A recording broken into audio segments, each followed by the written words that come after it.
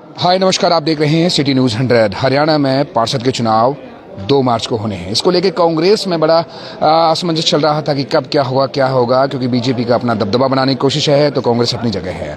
कांग्रेस भी ने सीधा हुंकार भर दिया कि हम भी चुनाव के लिए तैयार हैं। आज एक मीटिंग रखी गई थी, आपको बता दूं फैदाबाद में है। यहाँ पर आप देखिएगा विजय प्रताप जी भी हैं, हरियाणा के सह प्रभारी पहुंचे हैं, जितेंद्र बघेल जी हैं और कई सारे लोग हैं। जानने की कोशिश करेंगे कि किस तरीके का माहौल हर किस तरीके का देखने को मिल रहा है। सर एक मिनट अच्छा पूछिए जितेंद्र जी, क्या कहना चाहोगे? हरियाणा में अपने आप को कहाँ अपने आप को देखते हो फिलहाल में? तो हरियाणा में हम बहुत मजबूत विपक्ष में भी है, हमारी 37 सीटें हैं। पार्षद इलेक्शन आ रहा है, बीजेपी कहती है कि अब तो उनमें हवा भरी पड़ी है कि अब कुछ भी हो जाए, 10 दिन का टाइम और लिया है तो बहुत कुछ होगा उसमें। लेकिन क्या लगता है कि इस बार कितना पार्षद इलेक्शन में आंकड़ा कहाँ जा रहा है? बीजेपी लोकसभा में भी हवा भरी हुई थी, 400 सीटें पार करेंगे, क्या हाल हुआ उनका? तो ऐसी बात नहीं है। अभी जो हमारा नगर निगम का चुनाव है, लोकल मुद्दों पर चुनाव है और यहाँ पे पिछले कई सालों से भाजपा ने राज करने के साथ साथ जनता की कोई समस्याओं का निराकरण नहीं किया है। अनाप शनाप जो गलियों में और जो सीवर है, जो लोकल समस्याएं हैं, वो बहुत सारी है। तो उन समस्याओं पर हम लोग लड़ने जा रहे हैं। हमने विभिन्न कमेटियां बनाई हैं और हमारे जितने भी वरिष्ठ नेतागण हैं कांग्रेस कमेटी के, वो लोग उसमें सक्षम हैं और उसमें अच्छी तरह कांग्रेस में इस वक्त मैंने देखा है पार्षद जो भी लोग हैं जो फोन पर हम बात करते हैं, थोड़ा डर बना हुआ है उन्हें। जो 10 दिन का गैप दिया है ना, उसमें थोड़ा डर रहे हैं वो, क्योंकि बीजेपी वाले कहते हैं कि हम 46 की 46 ले जाएंगे। यहाँ के लोग कहते हैं, अंदर पूरा कहते हैं, वो सोच रहे हैं कि बीजेपी को जिससे टिकट मिल गया वो जीत गया। वो ये मन में उनके आराम से मन में घर बैठे हुए हैं करके कि भैया बीजेपी को टिकट जिसको मिल गया वो जीत रहा है। तो कांग्रेस के जो आपके कार्यकर्ता है मनोबल थोड़ा डाउन है, कैसे उन्हें करेंगे आप? एक बात बता दूं मैं, बीजेपी अफवाहों की पार्टी है। अफवाहों में दिल्ली जीत गया, अफवाहों में ये हरियाणा जीत गया। आगे सुनिए ना, एक मजबूत विपक्ष बहुत जरूरी होता है। दिल्ली 70 नहीं जीते ना वो, हरियाणा में 90 नहीं जीते ना वो, पूरे 400 सीट नहीं जीते ना वो। विपक्ष मजबूत है हरियाणा में। मैं बार बार कह रहा हूं कि हमारा विपक्ष मजबूत है और हम लोग जनता की समस्याओं के लिए लड़ रहे हैं। हम जनता के लिए काम करते हैं और जनता के लिए हैं। हम कोई अफवाहों पर भरोसा नहीं करते और जनता सब समझती है और समझ रही है। और आप देखो कैसा अभी चुनाव का रिजल्ट आएगा, नगर में सबसे अच्छा रिजल्ट आएगा और हम लोग मेयर जीतेंगे, वहाँ सारे पार्षद भी जीतेंगे। कौन आपके मेयर से कर रहे हैं? क्योंकि आवेदन, क्योंकि बीजेपी की तरफ से अगर पार्षद के लिए आवेदन कम से कम 300 का आ चुका है, कल ये परसों तक करेगा, 300 से ऊपर लोगों ने भर दिया। अभी कांग्रेस की तरफ से आपके लोगों ने कितना भरा? फैदाबाद की बात कर रहा हूँ मैं, जब आगे आप फैदाबाद ही पहुंचे हैं इसलिए। हमारे पास 100 फॉर्म आ चुके हैं, हम लोग स्क्रूटनी कर रहे हैं, पूरी कमेटी बनाई है, क्योंकि जब फॉर्म बहुतायत में आ जाते हैं तो स्क्रूटनी की जरूरत पड़ती है ना। तो मेयर का, इसलिए आप मेरी भी सुनिए, इसीलिए हमने एक स्क्रूटनी की कमेटी बनाई है और हम लोग उस स्क्रूटनी की कमेटी में डिसाइड करेंगे कि किसको देना चाहिए, कौन है और कौन नहीं है। तो बात रही कि जितने फॉर्म आए हैं, फॉर्म तो हमारे पास भी आए हैं, ऐसी बात नहीं कि उनके पास ही अकेले आए हैं। और हम लोग अच्छी तरह चुनाव लड़े। मैंने कहा हमारी सब कमेटियां तैयार हो गई हैं और हम लोग मेयर का भी हम लोग कल तक डिसीजन। कांग्रेस में फूट अंदर से है, जो भीतर खाने में आपको सीधे बताएं, क्यों वो सोचते हैं कि ये ना जीते, वो सोचते हैं वो ना जीते और आपस में ये एक दूसरे की सोच में ना हरवा देते हैं। वरना अगर आज एकजुट हो जाए तो कांग्रेस में बहुत दम है, मैं सीधा कहता हूँ। लेकिन एकजुट नहीं हो पा रही, कैसे जोड़ेंगे उनको? आप हमारी कमेटी देखिए पहले, जो हमने अभी कमेटी निकाली है, प्रभारी सहभारी कन्वर्ट करिए, कोई गुटबाजी नहीं है उसमें और सभी इस हॉल में। छोटे स्तर की बात कर रहा हूँ सर, जो छोटे लेवल के कार्यकर्ता हैं, छोटे स्तर पे आ रहा हूँ ना, छोटे स्तर पे आ रहा हूँ। हम पन्ना प्रमुख तक पहुंच गए हैं, यहाँ पर कांग्रेस के लोग अभी गली तक नहीं पहुंच पा रहे। तो मैं कहने में अंतर है, कौन कहता है आपके पास सबूत है कि पन्ना प्रमुख पहुंच गए? पन्ना प्रमुख तो हम भी हैं, हमारी लिस्ट देखो ना पन्ना प्रमुख की, हमारे पास भी है। लेकिन वो गाते जाता है, बजाते ज्यादा है। हम लोग काम करने पर विश्वास रखते हैं। आदरणीय श्री राहुल जी, श्री खड़गे साहब काम करने पर भरोसा रखते हैं। यही चक्कर है कि वो प्रोपेगेंडा बनाते हैं। सर आज का दौर है, जो दिखता है वही बिकता है। अगर बीजेपी दिखा रही है कुछ भी करे, फिर आप लोग क्यों नहीं करे? आप क्यों चूक रहे हैं? दिखेगा ना, बस स्टार्ट हो गया पूरा और हम लोग मजबूती से लड़ने जा रहे हैं। चलिए, बहुत बहुत शुभकामनाएं सर आपके लिए। जाने की कोशिश करेंगे, विजय प्रताप भी मौके पर हैं, आफ्ताब जी भी हैं यहाँ पर, फैदाबाद के भी प्रभारी और MLA भी हैं। सर क्या लग रहा है, फैदाबाद कितना मजबूत है आपके लिए?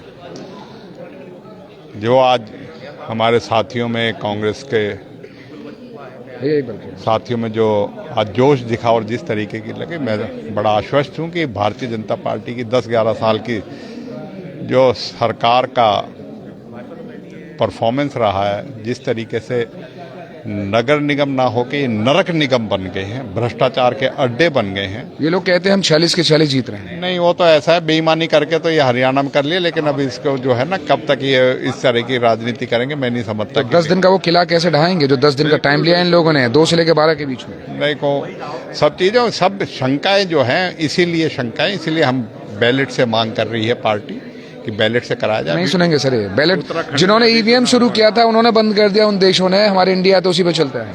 नहीं, हमारी पार्टी के फैसला हुआ है, इसलिए हम अपना ज्ञापन जो है कल जो है इलेक्शन कमीशन को चंडीगढ़ में देने जा रहे लग रहा है मान लेगा वो?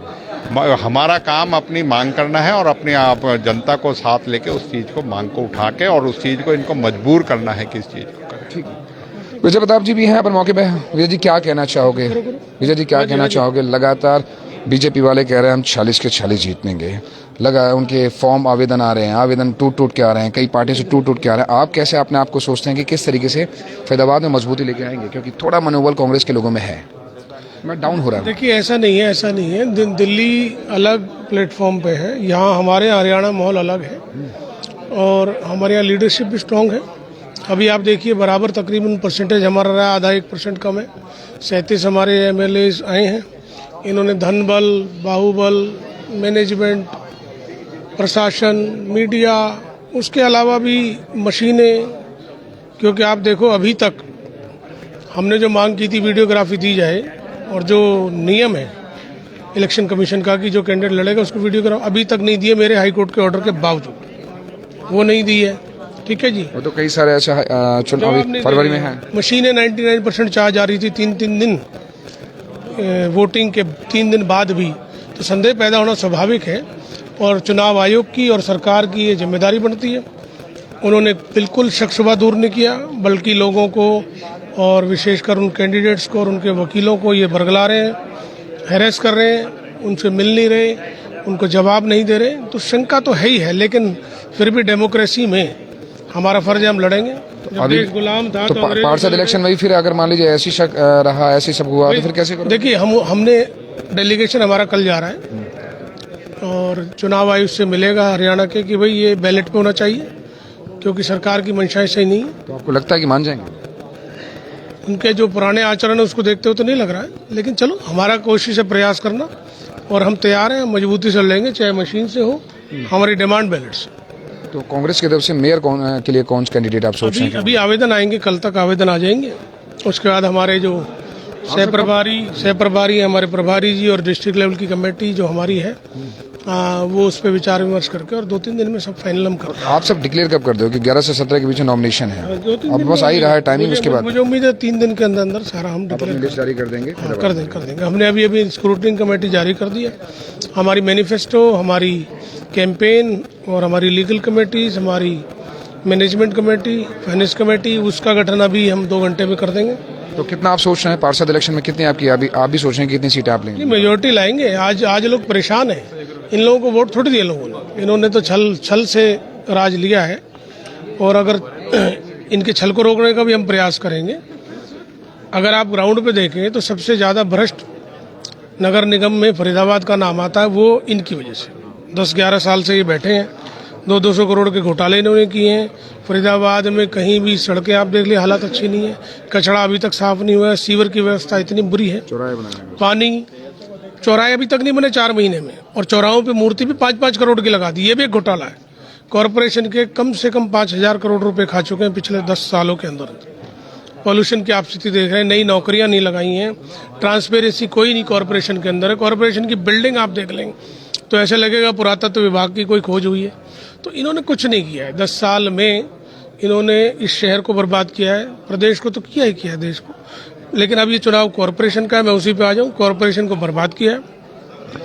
फरीदाबाद कॉरपोरेशन अपनी तरह की सबसे यूनिक थी, पहली थी हरियाणा में। सबसे पहला मेयर फरीदाबाद से बना हरियाणा में, कांग्रेस ने दिया।